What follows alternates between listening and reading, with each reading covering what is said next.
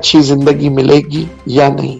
یہ سوال میں آپ لوگوں کے لیے چھوڑے جا رہا ہوں تاکہ آپ لوگ آگے آنے والے دنوں میں اس بحث میں نہ پڑیں کہ جی دھاندلی ہوئی یا نہیں ہوئی، اس بحث میں نہ پڑیں کہ حکومت کون بنا رہا ہے، اس بحث میں نہ پڑیں کہ ہمارے لیڈر کو آنے نہیں دیا، مگر روزانہ کی بنیاد پہ اس بحث کے اوپر آپ اپنے گھنٹوں لگا دیں، گفتگو کریں، اپنی آواز اٹھائیں کہ خدا را جو بھی اس وقت پاکستان میں اختیار میں آئے ہیں وہ ہمیں 3 وقت کی روٹی، سر چھپانے کو چھت، عزت ڈھکنے کو کپڑا اور بچوں کے لیے ایک اچھی زندگی دے دیں۔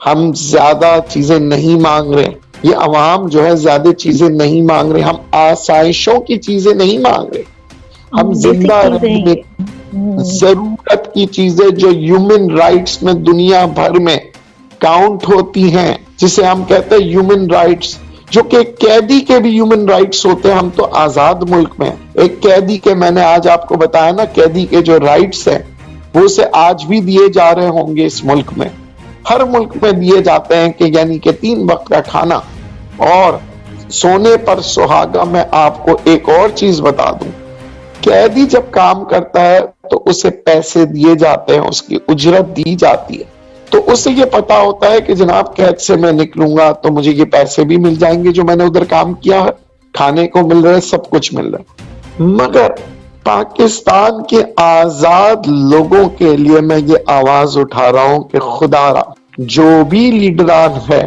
ایسے فیصلے کریں جس سے پاکستان کی عوام کا فائدہ ہو۔ کیا ہم دوبارہ سے ہم منسٹرز کو دیکھیں گے کہ وہ ایک دوسرے کو ایسے منسٹری بانٹ رہے ہوتے ہیں جیسے کہ کوئی مکس مٹھائی کی دکان میں مکس مٹھائیاں رکھی ہوں اور سب کو اپنی مرضی سے یا جو جس کی مرضی آئے وہ اس کو دے رہا ہوتا ہے؟ کیا ہم دیکھیں گے کہ کوئی ڈاکٹر جو ہے وہ آئی ٹی کا منسٹر بنے گا یا کسی آئی ٹی کے عہدے دار کو اس کی منسٹری دی جائے گی؟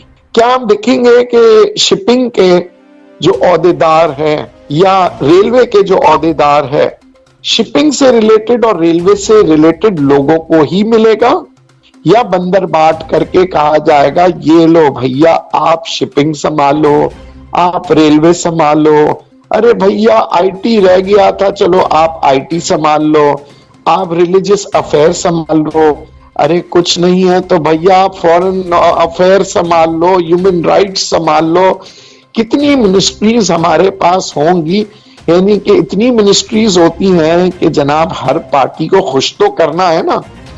آپ نے اب دیکھیے کچھ جو جب حکومت بنے گی کچھ منسٹریز ظاہر ہے سب سے زیادہ جو ضرورت مند ہوتے ہیں ان کو دیے جاتے ہیں، اور ضرورت مند کون ہوتے ہیں؟ جو ضرورت حکومت کی بن جاتے ہیں۔ پھر اب دیکھیں گے جناب کہ آئندہ آنے والے دنوں میں ایم کیو ایم کے شاہکاروں کو کون سی منسٹری دی جائے گی۔ خیر حکومت اس کے علاوہ، ایم کیو ایم کے علاوہ بھی ہم حکومت کی بات کریں تو پھر پیپلز پارٹی کو کون سی حکومتیں دی جائیں گی، جناب نواز شریف کے لوگوں کو کون سی حکومتیں دی جائیں گی، اور جناب کیا پی ٹی آئی کا کردار صرف رونا پیٹنا ہوگا یا عوام کے حقوق کے لیے آواز اٹھائیں گے؟ جس طرح سے میں ایک بات کہوں گا، جماعت اسلامی، حافظ نعیم صاحب عوام کے حقوق کے لیے اٹھاتے ہیں مگر ان کی آواز اتنی پاورفل نہیں ہوتی، جیسا کہ انہوں نے ہمیشہ سے آگے بڑھ کے کہا کہ جناب بجلی کی بلوں کو کم کیا جائے، مگر ان کی آواز سنی اس لیے نہیں جاتی کیونکہ دیکھا یہ جاتا ہے کہ جتنی بھی آوازیں ہوتی ہیں وہ دب اس لیے جاتی ہیں کیونکہ آواز اٹھانے والے کی طاقت کم ہوتی ہے۔ مگر کیا اپوزیشن اگر واقع میں اپوزیشن کا رول ادا کرے، جو کہ میں سمجھتا ہوں کہ اگر پی ٹی آئی اپنے اپوزیشن میں بیٹھتی ہے اور دیگر جماعتوں کو لے کے، تو ان کی جو روزانہ کی جو باتیں ہوتی ہیں وہ صرف اور صرف ایک شخص کے درمیان گھومتی ہے وہ ہے عمران خان. مگر کیا عوام صرف عمران خان کے لیے ووٹ دے رہے اسی لیے کہ وہ یہ سمجھتے ہیں کہ عمران خان کے لوگ عوام کے لیے آواز اٹھائیں گے؟ مگر دیکھا یہ گیا ہے کہ وہ صرف عمران خان کی آواز اگر اٹھاتے ہیں تو پھر عوام کا کیا ہوگا؟ جناب میں کہتا ہوں اگر نیلسن منڈیلا بننا ہے نا تو نیلسن منڈیلا جیل میں رہ کے کہتے تھے مجھے چھوڑو، میرے عوام کے بارے میں سوچو. میں یہاں قید میں ہوں، مجھے مل رہا ہے کھانا، مگر غریب کو جہاں روٹی نہیں مل رہی ہے تم لوگ ان کے لیے کام کرو. ان کی جتنی سپیچز جیل سے جو لکھے انہوں نے اور دیے، انہوں نے صرف اور صرف ہیومن رائٹس کے اوپر لکھتے گئے. انہوں نے یہی کہا کہ جناب کالے اور سفید کے درمیان فرق ہٹا دو، انسانیت کی باتیں کرو. وہ لیڈر نیلسن منڈیلا اس وقت بنتا ہے جب نیلسن منڈیلا یہ نہیں کہتا کہ جناب میری حکومت لے کے آؤ، وہ کہتا ہے عوام کی حکومت آوے، عوام کے مسئلے حل ہو، میری مت سوچو، میرے عوام کی سوچو. یہی قائد اعظم کا تھا. قائد اعظم کو جب بیماری آئی تو انہوں نے اپنے بارے میں نہیں سوچا کہ مجھے لندن جانا ہے، مجھے اپنی ٹی بی کا علاج کرانا ہے، مگر انہوں نے کہا کہ اگر میں نے اپنی بیماری کے بارے میں بتا دیا تو میری قوم کمزور پڑ جائے گی اور ہو سکتا ہے کہ ہمیں آزادی نہ ملے. اسی لیے انہوں نے اپنی بیماری کے بارے میں نہیں بتایا اور عوام کے بارے میں سوچا کہ میں اگر اس دنیا سے چلا گیا تو کوئی بات نہیں، مگر اس عوام کو، ان مسلمانوں کو ایک نیا ملک ملے گا. اور اسی لیے وہ بیماری کے حالت میں لڑتے رہے. انہوں نے پاکستان حاصل کیا، اس کے باوجود بھی انہوں نے دیکھا کہ یہ وقت ایسا آ چکا ہے جہاں پہ مجھے اپنے بارے میں نہیں بلکہ میری عوام کے بارے میں سوچنا پڑے گا. تو آئیے آج ہم سب مل کے یہ طے کریں کہ آج ہماری ایک ہی آواز ہوگی اور وہ آواز بڑھ کر ایک گونج بن جائے گی. وہ آواز ایسی خطرناک آواز ہوگی کہ حکومت کی راتوں کی نیند خراب کر دے گی، تاکہ وہ حکومت دن رات بیٹھ کے محنت کرے اور پاکستانی عوام کو خوشحال کرے. ان سیاستدانوں کو ہم نے سونے نہیں دینا ہوگا جب تک کہ ہمارے بچے سکون سے نہیں سوتے.